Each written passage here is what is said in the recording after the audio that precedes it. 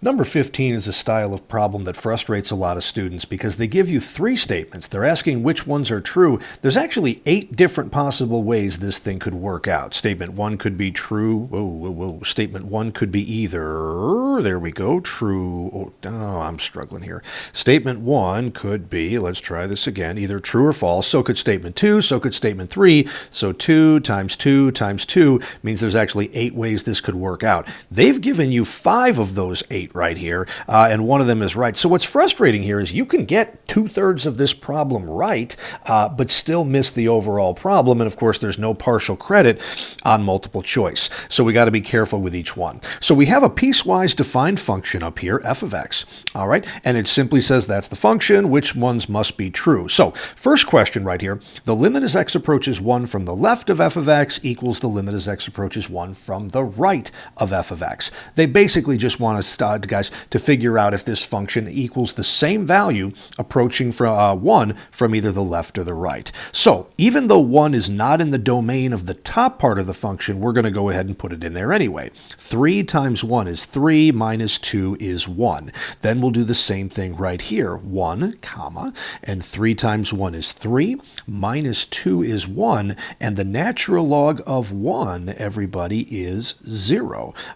Year in and year out, we struggle with that concept. The graph of the natural log of x looks like this, and it passes through that key point right there of 1, 0. So I can tell you right now that statement 1 here is not going to be true because the left and right hand limits aren't equal to each other. We have a left hand limit of 1 and a right hand limit of 0. So we can cross out statement 1, and that also means, let me look ahead here, I can cross out B as an option, and I can also cross out E as an option right there. So I'm down to 3 choices right here if I did have to guess. Okay, let's take a look at statement 2. Limit as x approaches 1 of f prime of x, is equal to the limit as x approaches 1 from the right of f prime of x right here. So now they're basically trying to get us to figure out if there's a derivative right here that I shouldn't even say that. Let's just get into it right here. F prime of x, everybody.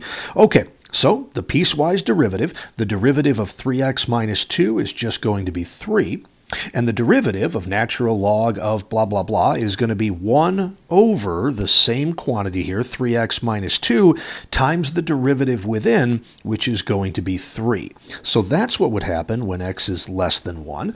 This is what would happen when x is greater than 1. I'm intentionally not putting greater than or equal to because without testing it, there's no guarantee the derivative actually exists at 1. I'll actually find that out with what I need to do next. So now let's go ahead and put a 1 into both the top and the bottom right here. Well, there's nowhere to put a 1 right here, so that value is 3.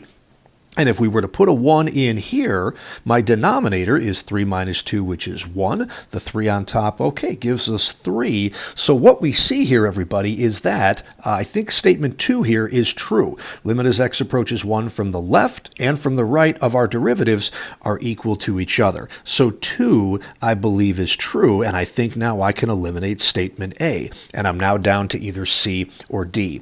Back to what I said just a second ago, I realize now I was wrong. There's no chance that this derivative right here exists because of what we found right up here above. This function is not continuous at 1, therefore it's not differentiable at 1. So the fact that we got the same value here twice is immaterial because there's a gap right there in that function, so there is no derivative at 1. So anyway, back to where I was right here. Okay, we still need to check out statement number 3. So, sorry, all of that is what I was doing in 1. Here's where I explored 2, and let's take a look at 3 now. Oh, I guess we just talked about this. F is differentiable at 1. I see what they did here, guys. They rope-a-doped you right in here. They drew you in and then tried to sucker punch you when you weren't looking.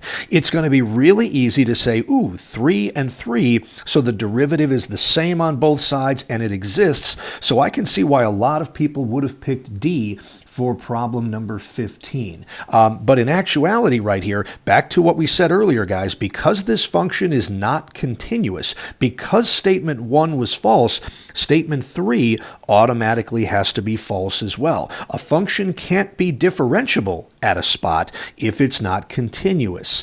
at that spot, and that's what we determined looking at part 1. So we've got to throw out statement 3. That means that D is not the answer, and C is the correct answer then for problem number 15.